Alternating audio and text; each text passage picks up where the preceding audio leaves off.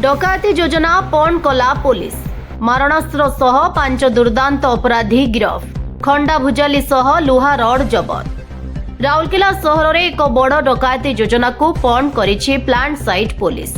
विश्वस्त सूत्ररू मिलिथिबा सूचना अनुसार 14 और 15 जुलाई मध्यरात्रि रे प्लांट साइट थाना अंचल रे चढ़ाऊ करी पुलिस 5 जन अभियुक्तों को गिरफ करिछि।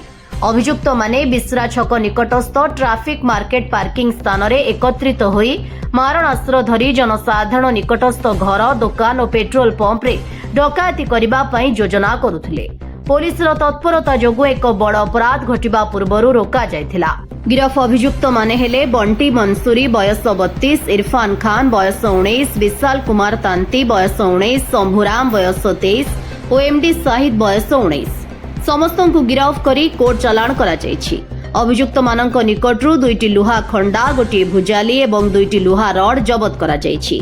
पुलिस रो तदंतरू जणा पड़िछि जे गिरफ अभियुक्त मानक मध्यरू शंभुराम और बंटी मंसूरी नाम रे पूर्वरु एकाधिक लूट, चोरी, डकायती प्रस्तुति और अन्य संगीन मामला रहिछि।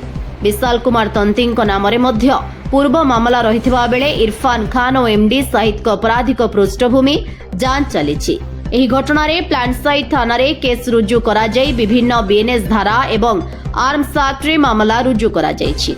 पुलिस घटनार अधिक तदंत जारी रखिछि। ब्यूरो रिपोर्ट, ओडिशा प्रयास न्यूज।